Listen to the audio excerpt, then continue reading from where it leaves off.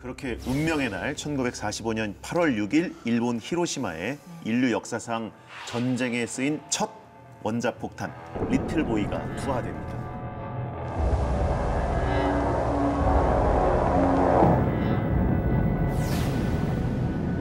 (57초) 만에 폭발했군요. 18km 상공까지.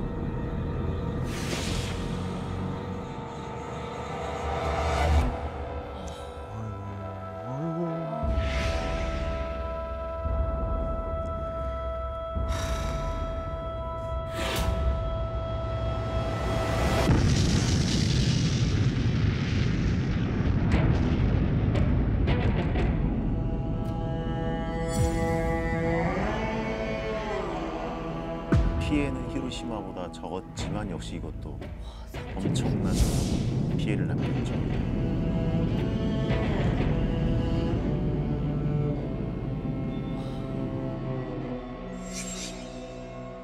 (2km) 떨어진 데서 안경 유리가 녹을 정도입니다. 상상이 안 대단한 위력을 갖고 있고 또 인류에게는 엄청난 참상을 남길 수 있는 무기가 2번이 떨어진 건데, 그래서 일본이 항복 선언을 하게 되는 상황이 되는 건데요. 원자폭탄이 터졌다는 소식을 듣고 오펜하이머의 마음은 어땠을지가 가늠이 안 되는데요.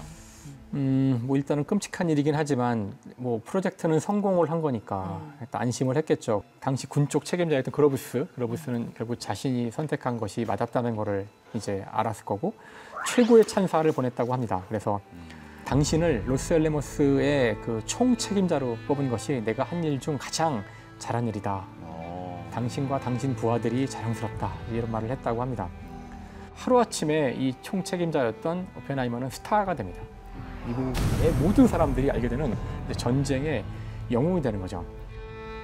그런데 당연히 오펜하이머도 그것이 아마 즐겁지만은 않았을 것이, 그게 많은 사람들의 희생을 좀 치르고서 얻어낸 그런 그 영웅이 된 거잖아요. 이게 사실은 이런 식의 폭탄이 뭐 나쁜 사람만 골라서 목숨을 데려가는 게 아니지 않습니까? 이게 진짜 누구를 위한 싸움이냐. 그러니까 그 결정은 테이블 위에서 이루어진다고 하지만 무고하게 시민들이 피해를 받으니까 참 그게 안타깝습니다. 자기도 이제는 점점 자기가 한 일에 대해서 회의를 느끼기 시작했다고 합니다. 그래서 과학자라는 죄를 알아버렸다. 정말 이제 묵직한 말인데, 그러니까 과학자는 원래 참 좋은 뜻으로 저희가 쓸 때가 많은데 그걸 이제 죄라고 느끼게 되는 거죠. 이런 사실들을 보면서 이쯤 되자 이제는 그 미국만 현재 핵무기를 갖고 있지만 다른 나라들이 핵무기를 갖게 되는 경우 핵전쟁이 벌어질 수도 있고, 그러면 저런 끔찍한 일이 전 세계에서 동시다발적으로 막 일어날 수도 있다는 뜻이잖아요. 그래서 이제 이 로스알라모스에 있던 과학자들도 이제 이런 핵무기를 사용하면 안 된다는 그런 운동을 일으키기 시작합니다. 핵 프로젝트를 진행했던 이제 과학자들을 이제 모으게 돼요, 오펜하이머가.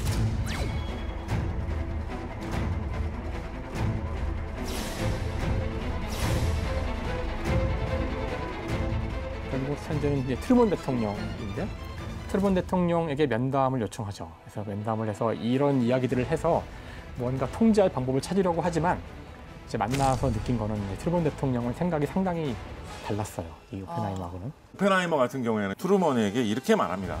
내 손에 피가 묻어 있는 것 같다. 트루먼 대통령이 엄청 화가 냈습니다.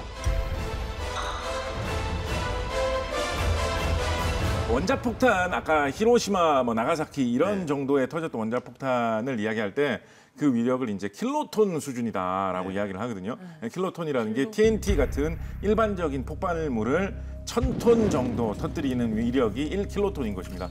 그래서 저 히로시마나 나가사키에 터진 저런 폭탄은 대충 10, 15, 20 요 정도 킬로톤 정도 위력이라고 보는데, 수소폭탄을 만들면 단위를 100만 톤 정도, 메가톤 정도의 일반 TNT 폭탄을 터뜨리는 위력이 기본이다라고 생각을 하거든요.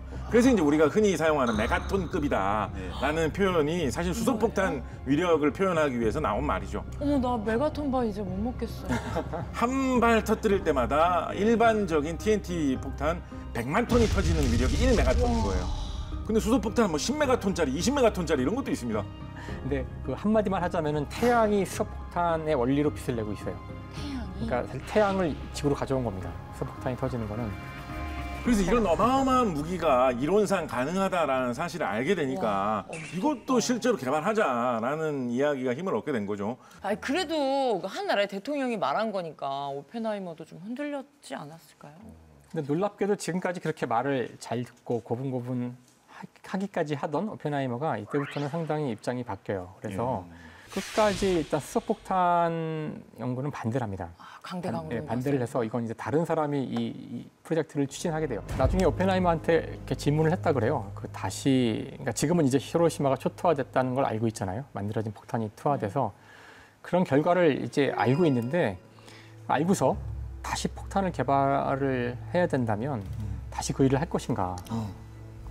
그러자 할 거라고 이야기를 했다고 하는데, 그러니까 이제 뭐 많은 생각을 하게 해주는 이야기인데요. 사실 오펜하이머라는 개인 입장에서는 그냥 열심히 주어진 일을 했던 사람인 것 같아요. 거의 불가능에 가까운 일을, 기적에 가까운 일을 성공해 냈던 그냥 한 인간. 그리고 자신이 한 일을 뒤늦게 돌아보면서 후회도 하고, 그다음에 그런 진짜 흔히 볼 수 있는 참 불행하기도 한 인간을 본 것인데요.